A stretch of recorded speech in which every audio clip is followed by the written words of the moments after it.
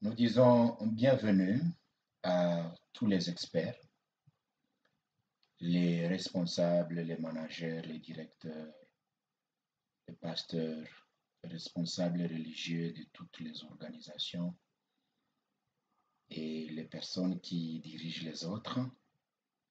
C'est sur notre chaîne YouTube Leadership Training qui porte sur comment diriger, encadrer, faire participer les gens à l'atteinte des bons objectifs.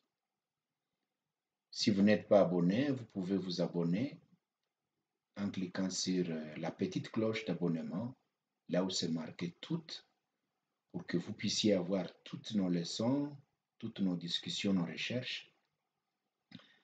Mais aussi, vous pouvez aussi liker la vidéo si vous trouvez qu'elle est bonne pour vous ou la partager avec les gens. Aujourd'hui, nous avons souhaité parler de la leçon numéro 39 qui porte sur comment être un beau team leader. Un team leader, un chef d'équipe, c'est du travail pas facile, mais très important pour celui qui veut mieux le faire ou qui veut apprendre. Le team leader, en d'autres termes, le chef d'équipe, c'est une personne qui a sous sa responsabilité un nombre de personnes qui l'encadrent pour atteindre des objectifs. Le chef d'équipe, ça peut être un chef de service dans une entreprise, dans une organisation. Le chef d'équipe, ça peut être une personne qui reçoit le mandat de diriger une équipe sur terrain pendant une période donnée, des évaluations, des recherches, des enquêtes, des travaux quelconques pour atteindre un objectif pour des communautés locales, ainsi de suite. Et il y a plusieurs façons de devenir chef d'équipe. On peut le devenir parce qu'on a été désigné par le projet, après recrutement ou après un processus légal. On peut avoir été désigné par ses collègues pour dire, nous vous nommons, nous vous désignons pour nous diriger. Tu peux devenir chef d'équipe tout simplement parce que celui qui le faisait est empêché et puis on vous prend pour le remplacer. Tu peux devenir chef d'équipe tout simplement parce que vous vous improvisez. La personne s'improvise parce qu'elle trouve ou il ou elle trouve qu'il n'y a personne pour le faire. Elle dit, bon, moi je vais jouer ce rôle-là. On peut devenir chef d'équipe tout simplement parce que lors de l'organisation des activités, on a mieux travaillé et à la prochaine fois, on dit, voilà, à partir de ton résultat de la fois passée, tu vas diriger tes collègues. Comme on peut devenir chef d'équipe tout simplement parce qu'il y a un projet dont le processus de recrutement a exigé certaines compétences qui vous hissent à cette place tout simplement parce que vous avez pu démontrer des capacités. Donc là, on ne revient pas sur le processus de devenir chef d'équipe. Mais tout compte fait, c'est cette personne qui dirige les autres et qui peut ou qui est censé les aider pour atteindre les objectifs. La durée d'être chef d'équipe dépend aussi d'un projet à l'autre. Ça dépend d'un moment à l'autre. Il y a des équipes qui vont durer longtemps. Il y a des équipes qui vont se constituer pour un objectif et qui vont se dissoudre après l'atteinte des objectifs. Il y a des équipes que vous pouvez diriger spontanément, tout simplement parce que l'occasion se présente et qu'après que l'objectif soit atteint, on change l'équipe, on prend un autre dirigeant, ça dépend. Et donc, nous disons aussi que les équipes peuvent dépendre de la composition. Il y a des équipes qu'on peut appeler des équipes hétérogènes. Ce sont des équipes qui constituent des personnes qui ne sont pas du même domaine. C'est par exemple des évaluations rapides où vous allez sur le terrain, vous avez quelqu'un qui va chercher les informations sur les violences sexuelles, l'autre est sur les genres, l'autre est sur la démobilisation, l'autre est sur, par exemple, la nutrition, l'autre est sur la protection, l'autre est sur, par exemple, la sécurité alimentaire, l'autre qui va collecter des données, par exemple, sur le climat qui sévit, les données géographiques qui sont dans la zone. Ça, ce sont des équipes qu'on peut appeler des équipes hétérogènes, c'est-à-dire qui ont plusieurs spécialistes, mais qui auront un seul chef d'équipe, alors que lui-même ne maintient pas en tête, ne maîtrise pas tous ces domaines. Il est chef d'équipe hétérogène. Vous pouvez avoir des équipes qu'on appelle par exemple des équipes homogènes. Ce sont des équipes qui ne sont pas multisectorielles, mais qui sont monosectorielles, qui sont homogènes, c'est-à-dire des équipes contenant les spécialistes d'un même domaine. Chef d'équipe de 10 personnes, tous des nutritionnistes. Chef d'équipe, tous des mécaniciens en automobile. Chef d'équipe, tous des politologues. Chefs d'équipe, tous par exemple, des droits de l'homme, des droits humains. Vous voyez que ce sont des équipes qui dépendent de la constitution et de la composition des membres selon leur spécialisation. Alors, là, on ne va pas nous retarder, nous n'allons pas y prendre trop de temps, mais ce qui nous importe ici, c'est de voir les rôles et les défis. Quels sont les défis auxquels chaque chef d'équipe, team leader, doit faire face? Le défi exige du chef d'équipe des qualités. Un bon chef d'équipe doit avoir des tacts, des qualités, des compétences psychologiques pour résister au stress, des compétences intellectuelles pour savoir organiser les autres, des compétences sociales pour savoir comment maintenir la cohésion de l'équipe et gérer les conflits probables qui peuvent y naître. Le chef d'équipe doit avoir des capacités de s'adapter aux réalités du terrain, c'est-à-dire il doit avoir aussi des aptitudes physiques. Imaginez-vous, vous allez dans un terrain où, par exemple, sur des montagnes, vous devez marcher à pied, et puis tout le monde vous laisse dans la vallée, votre équipe est au sommet de la montagne, vous êtes resté dans la vallée. Est-ce qu'il faut descendre et vous porter au dos? Voilà. Vous devez être capable de vous adapter au climat de là où vous allez, parce qu'il peut y avoir des occasions où vous allez diriger des équipes, par exemple, où le climat n'est pas bon, et puis vous y arrivez, vous tombez malade, les équipes n'ont pas de chefs, n'ont pas de dirigeants, parce que votre condition physique ne l'a pas permis. Donc, vous trouvez que pour être chef d'équipe, pour être team leader, il faut avoir vraiment des aptitudes multiformes qui doivent vous permettre de savoir comment interagir, vous maintenir, gérer, conduire jusqu'à l'atteinte des objectifs. Eh bien, commençons d'abord par les défis face au rôle du chef d'équipe ou du team leader. Je viens de dire que le team leader peut être un team leader, un chef d'équipe dans le bureau. Il est chef de service, par exemple, ressources humaines avec 10 personnes. Il peut être, par exemple, chargé de la logistique. Il a avec lui 8 personnes.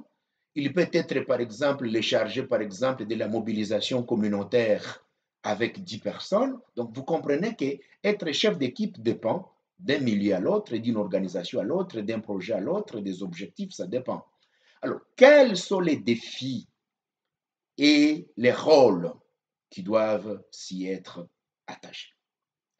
Le chef d'équipe doit encadrer, c'est-à-dire diriger les gens de sorte qu'ils ne soient pas séparés. Il doit aider les gens à se mobiliser. Le chef d'équipe doit pacifier.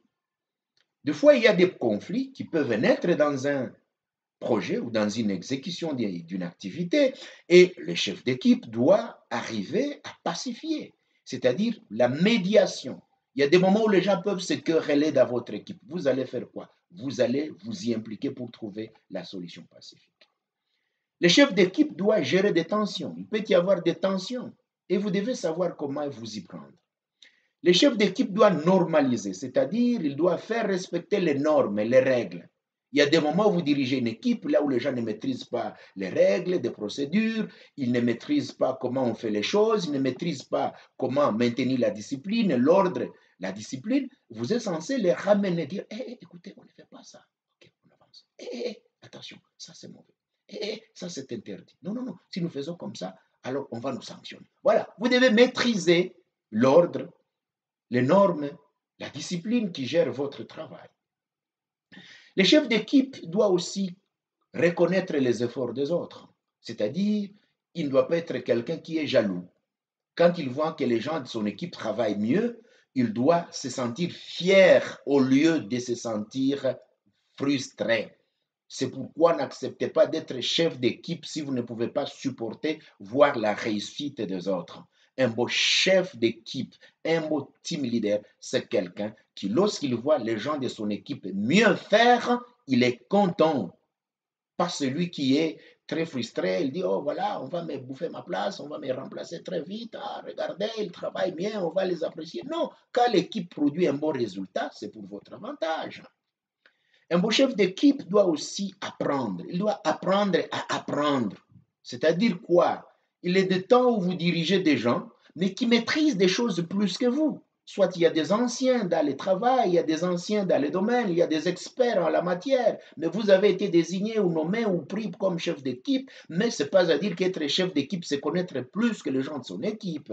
Eh bien, vous devez avoir l'humilité d'apprendre, c'est-à-dire quand ils font des choses, vous les apprenez aussi, ne faites pas comme si vous connaissez, soyez courageux de dire, ça je ne savais pas, j'apprends ici. Alors, lorsque vous voulez vous montrer connaisseur, vous voulez diriger même les experts en la matière, ils vous diront ce n'est pas comme ça, eh bien, l'équipe sera fragilisée parce qu'il y a une lutte entre les chefs d'équipe qui ne connaissent rien et les équipes qui connaissent mieux la matière, mais qui ne sont pas bien conduits par celui qui veut apprendre. Et finalement, il y a des moments où les gens vont dire on ne ferait pas ça parce que le chef ne veut pas reconnaître et qu'il ne connaît pas, alors laissons pour ne pas réveiller sa frustration. Vous voyez, directement, le travail ne va pas être bien pris. Eh bien, dans le même cadre, le chef d'équipe doit apprendre à déléguer. À déléguer, c'est-à-dire, vous êtes chef d'équipe, mais vous pouvez dire, toi, tu feras ça, qui va faire quoi, partager les responsabilités, c'est déléguer aussi. Ce n'est pas à dire que parce qu'on est chef d'équipe, on est censé faire tout. Déléguer les tâches selon les aptitudes, les objectifs, les termes de référence et les objectifs à atteindre. Aussi, le chef d'équipe doit détecter les signaux de faiblesse. S'il trouve que les gens ne travaillent pas comme prévu, il doit les détecter très rapidement, organiser des réunions pour que les gens puissent amener des solutions avant que l'activité ne prenne fin. Maintenant, si vous n'avez pas l'intuition de détecter là où ça ne va pas, alors ça sera très difficile d'atteindre les objectifs. Les chefs d'équipe aussi doivent apprendre à coacher, c'est-à-dire la capacité de conduire, mais en enseignant ceux-là qu'ils trouvent qui n'ont pas encore mieux maîtrisé. C'est la raison pour laquelle, dans la plupart des fois, les meilleurs chefs d'équipe sont là qui ont une notion de ce qu'on fait. Parce qu'il peut arriver que dans votre équipe, vous trouviez quelqu'un qui ne maîtrise pas bien la chose. Cela ne vous empêchera pas de lui dire, voilà, c'est comme ça qu'on fait telle chose. Essayez de changer aussi ta méthode pour que nous ayons de bons résultats. Eh bien, il doit être empathique. Empathique, c'est-à-dire avoir les soucis de ces gens, sentir la pitié, l'amour à l'égard des gens. Est-ce que mes équipes sont fatiguées? On leur dit de se reposer. Est-ce que mes équipes ont travaillé longtemps, ils n'ont pas mangé? Je dois leur dire de prendre un petit repos. Est-ce que mes équipes sont essoufflées tout simplement parce que depuis le matin jusqu'à 7 heures, ils n'ont pas eu le temps de boire un peu de l'eau? Vous devez être capable de voir comment ils sont, ce membre-là. Elles sont ces membres-là. Elle est comment votre équipe, c'est-à-dire qui est malade, qui n'est pas malade, qui se sent mal à l'aise, qui se sent bien. Vous devez être empathique. Pas ces gens à qui, quand les gens de son équipe leur disent nous nous sentons fatigués, de allez, continuez. Nous nous sentons que ça ne va. Allez, continuez. Mais vous finirez par perdre les gens sans atteindre l'objectif. Et donc, l'empathie est très nécessaire. Alors, dans tout ce que nous sommes en train de dire, chers experts, je sais que vous en saurez plus et vous connaissez plus que ça. On ne pourrait pas retarder là-dessus, mais plutôt à l'eau aux qualités d'un bon team leader. Le team leader doit être courageux, pas quelqu'un qui se relâche à tout moment. Le chef d'équipe doit être honnête, pas un menteur.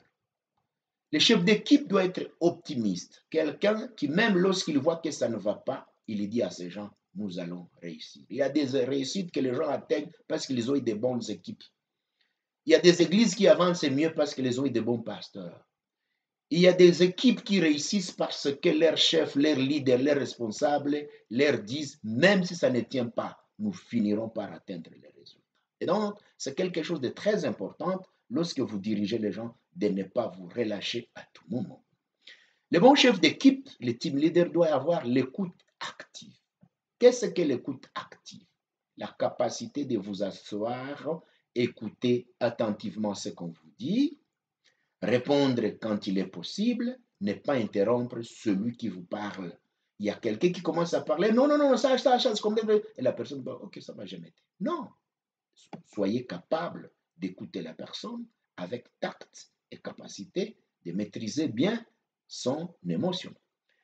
Le chef d'équipe doit avoir la maîtrise de soi. Il doit avoir la capacité de se maîtriser. C'est-à-dire que lorsqu'il y a des émotions, il y a des choses qui ne marchent pas, il y a des moments où dans l'équipe, par exemple, il y a des personnes qui peuvent se fâcher ou vous rendre colérique, vous devez savoir vous maîtriser. Parce que si vous agissez avec colère, vous allez dissoudre l'équipe avant d'atteindre des objectifs. Mais aussi, le chef d'équipe doit être discipliné et rigoureux. Discipliné, c'est-à-dire ne demandez pas aux gens de faire des choses lorsque vous-même vous êtes paresseux. Soyez rigoureux, c'est-à-dire cherchez que les choses se fassent mieux. Pas un chef d'équipe qui dit, bon, arrangez-vous là-bas, faites ce que vous voulez, comme ça on remet. Non, il doit dire, est-ce que c'est bien fait? Il doit vérifier.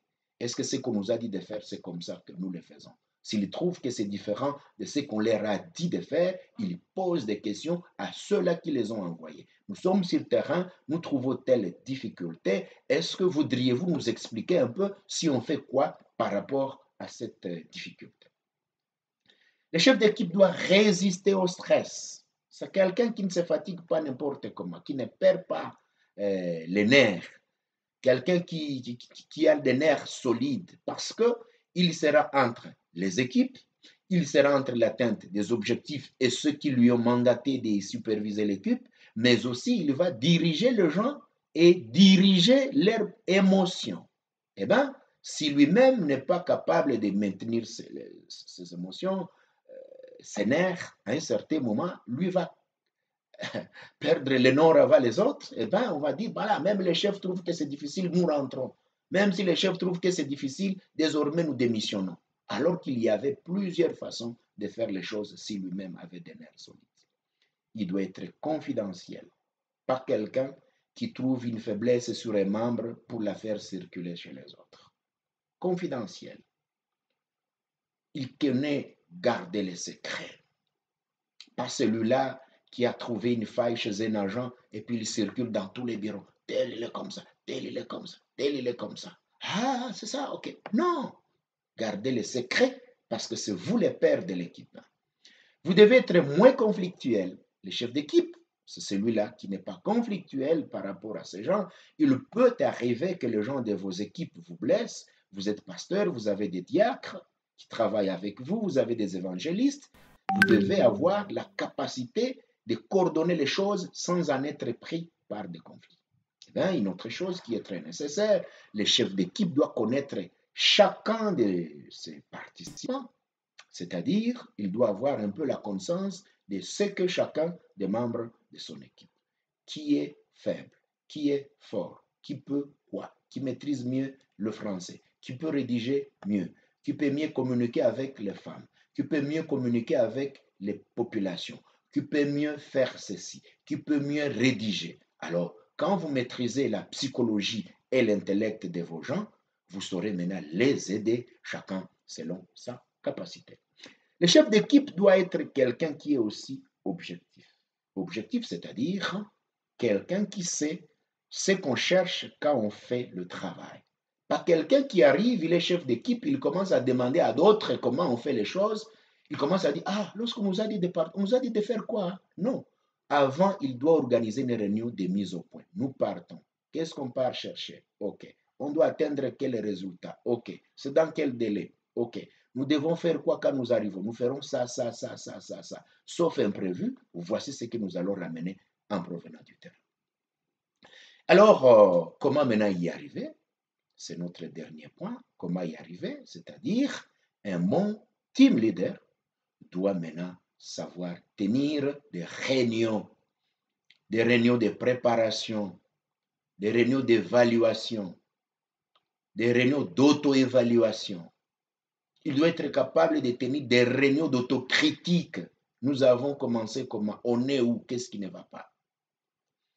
Il doit être quelqu'un, dans ce qu'on doit faire pour mieux organiser son travail, il doit faire participer les gens et les encourager, c'est-à-dire motiver les gens. Quand vous travaillez, oh mes amis, très bien, là c'est bien, voilà, là c'est bien, ok, ah là là là là, voilà, tu as bien trouvé la réponse, voilà, c'est bien, on fait ça, on fait ça. La motivation. Personne ne peut vouloir travailler avec un team leader, un chef qui est mou. C'est bien, il ne dit rien. Ça ne va pas, il ne dit rien. Non, les équipes veulent des gens qui les motivent par des paroles d'encouragement. Il faut savoir aussi, quand vous voulez vous y prendre des notes progressives pour ne pas perdre les éléments importants. Vous êtes chef, les gens sont en train d'amener des propositions, des suggestions, ne les regardez pas comme ça et croisez les bras. Prenez des notes. Parce qu'il y a des moments où après la réunion, les gens, ou après le travail, ou lors de l'évaluation, les gens reviendront vers vous, chef. Hey, il y a quelqu'un qui avait dit telle chose, mais c'était une idée importante, mais je l'ai déjà oublié. Tu ouvres ton carnet, tu dis oui, oui, oui, il a dit ça, on a développé ça. Voilà. Un bon team leader doit avoir la capacité de prendre des notes. Vous n'êtes pas censé connaître tout, mais en prenant des notes, vous allez être utile aux gens. Dans l'organisation du travail, vous devez savoir rédiger des rapports et faire les comptes rendus, les feedbacks. On vous a désigné pour diriger des équipes. Vous organisez les équipes, vous atteignez l'objectif, vous faites rédiger les rapports participativement, c'est-à-dire tout le monde y apporte son input, tout le monde y apporte son idée, tout le monde y apporte son élément pour que les rapports contiennent réellement tout ce que vous avez fait. Vous devez être capable de rendre des comptes, la crédibilité et tout ce que nous appelons la redevabilité, accountability. Vous devez être capable de rendre compte de ce que vous avez fait. Et lorsque vous serez en train de rendre des comptes à votre chef hiérarchique, vous devez arriver à dire, voilà, nous avons. Ne dites pas j'ai. J'insiste fort. Lors des comptes rendus, le chef d'équipe ne parle pas en son nom. Il dit, nous avons, nous sommes arrivés, nous avons vu, notre équipe a trouvé que, notre équipe a décidé que. Voilà. Parce que là, c'est la réussite de l'équipe, pas de votre part, mais la réussite de tout le monde. Et après, le chef d'équipe doit être capable de tirer des leçons. Quand vous organisez les gens, vous avez fait de choses, vous ramenez le travail, vous rendez des comptes, vous revenez, vous dites au chef ou vous remettez les rapports, mais tirez des leçons. La fois passée, on est allé, on a vu ça, on a vu ça, on a vu ça. OK. La fois passée, on a trouvé tel problème, mais on l'a contourné comme ça. La prochaine, si nous y revenons, voilà ce que nous ferons. Vous devez tirer des leçons et vous devez les partager avec les gens. Pour que si un autre allait là, ou allait faire le même travail que vous à votre absence, qu'il y tienne compte de ça. C'est pourquoi les rapports doivent contenir des leçons apprises, les défis, les recommandations, les suggestions, avant même que vous ne puissiez tirer vos conclusions. Voilà un peu, nous venons de parcourir tout un domaine qui est apparenté au leadership humanitaire. Là, c'est pour des gens qui font l'humanitaire. J'y ai tiré quelques éléments pour développer les notions du team leader. Dans cette même matière, je viens de tirer du leadership organisationnel, comment dans une organisation vous devez faire en tant que chef de service. Je viens de tirer aussi quelque chose du social, par exemple, Vous ne pouvez pas être team leader sans avoir des notions de sociabilité. Donc, vous comprenez que toute personne qui dirige les autres et qui dirige une équipe est censée avoir des capacités et des compétences nécessaires pour mieux atteindre les objectifs avec son équipe. Nous disons merci, c'est la fin de notre 39e leçon. Nous vous donnons les rendez-vous pour la 40e, qui est aussi en préparation. Nous nous réservons de vous dire sur laquelle. Restez seulement connectés sur notre chaîne YouTube Leadership Training. Abonnez-vous. Contactez-nous sur WhatsApp. Nous vous mettrons aussi dans des groupes de WhatsApp dans lesquels nous postons nos leçons. Eh bien, cela ne pourrait pas aussi être impossible que vous nous rencontriez un jour pour avoir des débats, des discussions sur certaines leçons sur notre plateau, dans les studios ou ailleurs, selon votre disponibilité. Nous vous disons merci encore de votre fidélité à notre cher site, chaîne YouTube, sachant que nos leçons vous seront utiles. Likez, abonnez-vous et pourquoi pas aussi partagez. Merci beaucoup. À la prochaine.